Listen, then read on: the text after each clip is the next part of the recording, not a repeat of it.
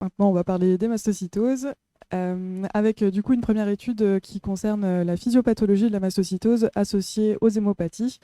Donc, les auteurs sont intéressés à l'hémopathie la plus associée à la mastocytose, qui est la LMMC, et ils ont relevé cette observation que quand on traite la mastocytose par inhibiteur de tyrosine kinase, on a souvent une progression concomitante de la LMMC. Donc, pour étudier ce lien, ils ont déjà réalisé du DNA sec single cell de 7 échantillons médulaires de patients atteints de ces deux hémopathies. Et ensuite, ils ont recréé des modèles murins avec injection de mastocytes mutés et de LMMC. Donc, pour commencer sur les résultats du DNA de séquençage ADN, donc vous avez les blasts de l'MMC qui sont représentés en bleu et en violet les mastocytes. Et ce qu'on peut voir déjà de prime abord, c'est que la plupart, et en bas, le deuxième graphe, c'est que les mastocytes. On peut voir déjà que la plupart des mastocytes ne sont pas mutés pour ces kits. Donc on pense qu'il y a un recrutement des mastocytes mutés qui représentent environ 4% des autres mastocytes qui proliféraient du coup. On peut voir également que même dans les mastocytoses ABA faibles, ces kits est toujours muté dans les progéniteurs assez hauts, et également retrouvé dans les progéniteurs des LMMC qui ne sont pas liés à une mastocytose. Et enfin, il y a une présence de commutation des syndromes myéloprolifératifs et myélodysplasiques qui est quasi systématique dans les lignées mastocytaires. Donc il y a a priori une origine clonale commune entre les mastocytoses et les LMMC. Au niveau des modèles murins, donc ils ont testé avec deux lignées monocytaires, donc c'est les deux graphes, la coopération entre les mastocytes et les monocytes. Donc on peut voir que les mastocytes en présence de monocytes, c'est la colonne en blanc. Il y a une augmentation des mastocytes. Par contre, dans les colonnes en vert, il y a une diminution des monocytes en présence de mastocytes. Donc a priori, il y a un effet suppresseur des mastocytes sur les monocytes. Ensuite, quand on regarde seulement les mastocytes, donc en blanc, ils sont sans monocytes et en vert, ils sont avec des monocytes. On peut voir qu'il y a une croissance qui est beaucoup plus rapide des mastocytes quand ils sont en présence de monocytes. Donc a priori, il y aura un effet prolifératif des monocytes sur les mastocytes. Et enfin, ils ont testé du coup chez ces souris de l'avapricinib. Donc ici, c'est que des monocytes qui sont représentés. À gauche, vous avez avant le traitement par avapritinib et à droite, vous avez après le traitement. Et on peut voir qu'il y a une hausse des monocytes dans la dernière colonne lorsque on traite par avapritinib les mastocytes qui sont présents. Donc les conclusions de cette étude, c'est qu'il y a un lien très, très proche entre la LMMC et la mastocytose, mais qui mérite encore d'être investigué. Il y a très peu de réponses pour l'instant. Ensuite, nous allons passer sur des études thérapeutiques avec l'avapritinib, donc qui est un ITK bien connu et qui est donc présenté dans cette étude qui revient sur 4 ans de recul de l'essai Pathfinder et qui présente notamment des résultats sur la maladie osseuse. Donc, pour rappel, l'inclusion, c'était des patients majeurs avec des mastocytoses avancées qui étaient en plutôt bon état général et qui n'avaient pas de thrombopénie. Il y avait deux bras d'analyse, donc les patients qui avaient l'avapritinib en première ligne, donc 38 patients, et ceux qui l'avaient quand ils étaient réfractaires, 69 patients, avec une évaluation de la réponse sur les critères internationaux, à savoir que 95% des patients présentaient la mutation c-KIT. Au niveau de la tolérance de ce traitement sur 4 ans, il y a eu un décès iatrogène seulement et il était plutôt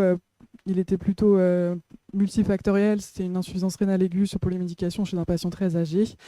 Il y avait quand même des cytolyses hépatiques qui sont retrouvées dans quasiment toute cette classe, donc à surveiller, des œdèmes périorbitaires, de la thrombopénie. Et il y a quand même une réduction de dose chez la majorité des patients, des interruptions aussi, et un arrêt chez 20% des patients. Au niveau de la réponse hématologique, donc à gauche, vous avez les réponses toutes lignes confondues et à droite, les réponses en première ligne. Donc on peut voir qu'elles sont meilleures en première ligne qu'en toute réponse, avec par exemple dans la leucémie à mastocyte, 33% de réponse en première ligne, 50% quand c'est associé avec des hémopathies et 43% de manière globale. Ici, je vous ai remis les courbes de survie, donc à gauche, toutes lignes confondues et à droite en première ligne. Avec une très bonne amélioration de la mastocytose isolée, comme on peut voir sur la courbe de droite, et toujours toujours une différence de survie si le traitement est mis en première ligne ou toute ligne confondue. Au niveau des critères osseux, ils avaient classé les patients en 3 groupes. Donc les patients qui avaient un T-score diminué, un T-score normal ou un T-score augmenté. Et concernant les patients qui avaient un T-score diminué, il y avait quand même une nette amélioration de la densité osseuse et une normalisation significative des marqueurs de remodelage osseux. Et concernant les critères secondaires, donc il y avait une disparition des agrégats mastocytaires chez 2 tiers des patients qui étaient encore majorés en première ligne. Normalisation de la tryptase également chez 2 tiers des patients. La PCR sanguine était négativée la plupart du temps et il y avait une disparition clinique de la splénomégalie, pareil chez 2 tiers des patients.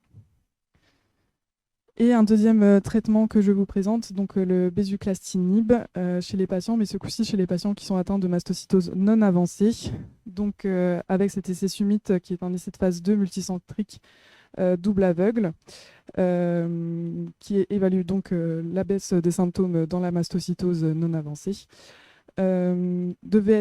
Toutes les sous-types de mastocytose non avancée étaient inclus avec un contrôle inadéquat malgré les thérapeutiques symptomatiques comme les antihistaminiques.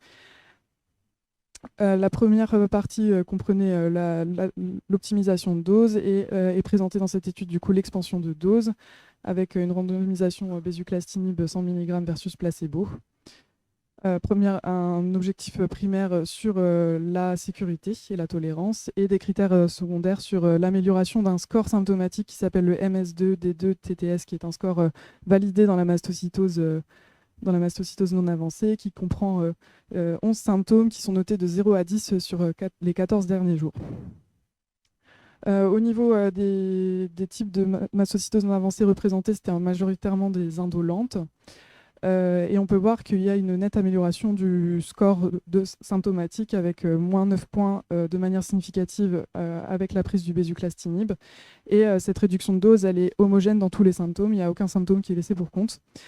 La diminution de ces symptômes était corrélée à la diminution de la masse tumorale qui était évaluée en critères secondaires. Donc avec 95% de réduction de plus de 50% de la tryptase sérique, 88% de diminution ou de disparition des agrégats mastocytaires dans la moelle et 95% de réduction des mutations séquites sanguines. Au niveau de la tolérance, comme dans la plupart des inhibiteurs de tyrosine kinase, il y avait une élévation des transaminases qui était la plupart du temps réversible, mais qui a quand même mené à 6% d'arrêt. Donc pour conclure sur la mastocytose, on a des nouvelles pistes physiopathologiques sur le clone mastocytaire. On a les données de vie réelle sur 4 ans qui confirment l'efficacité et la sécurité de l'avapritinib qui pourrait remonter en première ligne. Et enfin, le bezuclastinib qui semble être un nouveau traitement efficace dans la mastocytose non avancée et qui est en attente de phase 3.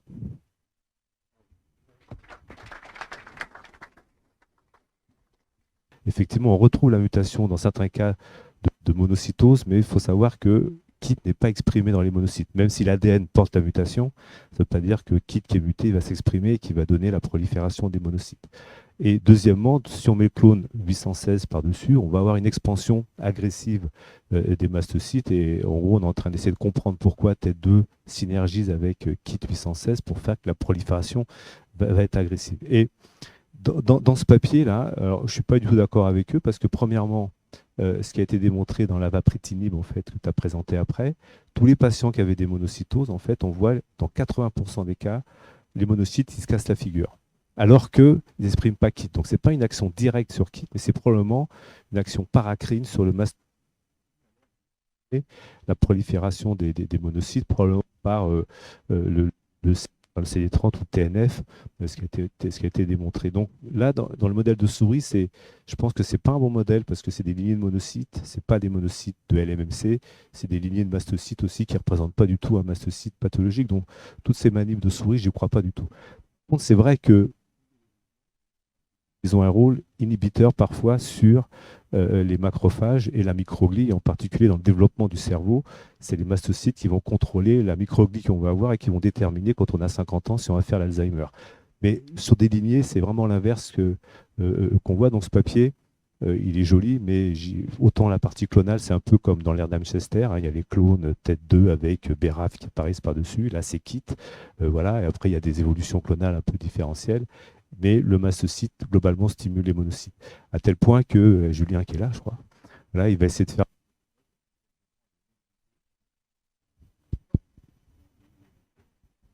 Les LMMC, habituellement, ce qu'on fait, on ne dose pas la tryptase et souvent elle est un peu élevée. Et maintenant qu'on fait dans le NGS, on regarde KIT 816, on trouve presque 20% des LMMC dites idiopathiques dans lesquels il y a des clones 816. Et une des hypothèses, ce serait de bloquer ces clones 816 pour faire régresser la LMMC, l'inverse de ce qu'ils disent ici. Voilà, donc ça, on verra. Et deuxièmement, ce qui est intéressant, c'est que dans les études, on a repris le registre européen avec 4000 patients, dont 400 qui avaient des maladies hématologiques associées. D'être traité avec un inhibiteur de KIT 816, en fait, ça protège de l'évolution vers les leucémies aiguës, contrairement à ce qu'on pensait au préalable, parce qu'on dit, ouais, quand on met des inhibiteurs, on voit des clones apparaître. En fait, on les voit parce qu'on a le temps de les voir apparaître. Avant, les patients, ils mouraient de la maladie.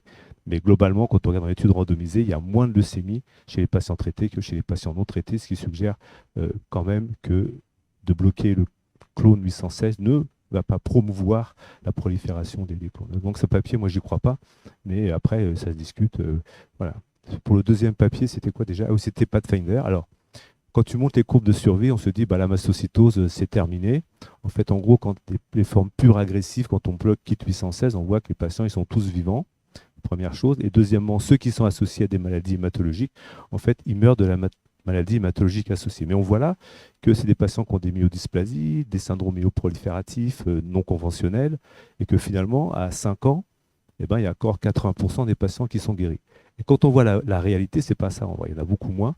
Pourquoi? Parce qu'il y a un gros biais dans ces protocoles, et à chaque fois je le dis, mais on ne m'écoute pas, c'est qu'on a inclus des patients qui avaient tous plus 50 000 plaquettes. Et en gros, les patients qui ont des myodysplasies ou des syndromes myeloprolifératifs non communs avec plus de 50 000 plaquettes, c'est des patients de bon pronostic sur la maladie hématologique. Et dans la vraie vie, on ne met pas l'avapritinib à moins de 50 000 plaquettes parce qu'il y a des risques hémorragiques, puisque l'équipe de Lyon avait montré qu'en fait, ça fait des syndromes de plaquettes grises, l'avapritinib. Et c'est pour ça qu'on ne met pas en première ligne ce produit quand les plaquettes sont basses. Et pour venir à l'autre produit, qui lui, le blécatuzumab, là, n'a pas cet effet-là. Et là encore, alors là, si on parle de les formes indolentes, mais ils ont aussi un protocole dans les formes agressives. Pour ne pas avoir de risque, ils ont pris aussi les patients qui avaient plus de 50 000 plaquettes. Donc moi, si j'étais eux, j'irais dans les patients qui ont moins de 50 000, parce que là, il y a un trou. Alors là, c'est la démonstration, là aussi, et on avait été les premiers à le dire en 2000 déjà, que la mastocytose indolente, ce n'est pas une maladie de la peau ou une maladie de quelques mastocytes qui prolifèrent, c'est une maladie générale avec des troubles neurocognitifs, de la dépression, de l'anxiété, des douleurs, de la fatigue, des troubles du comportement, etc. Et c'est vrai que maintenant, dans les scores d'évaluation de la mastocytose, c'est pris en charge et on voit bien que bah, ça marche quand on bloque la mutation 816, on bloque tous les symptômes. Alors ce produit, par rapport aux autres, à l'avapritinib, il est très bien toléré.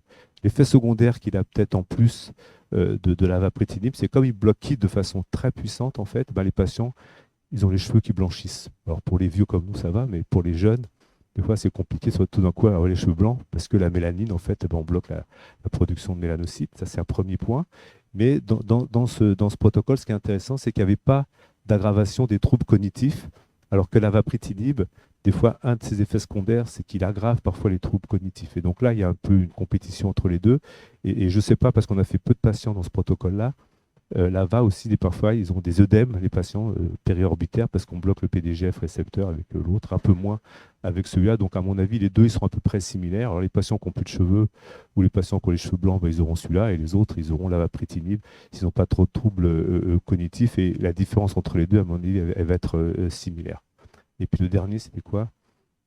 C'est tout, ben voilà, c'est tout.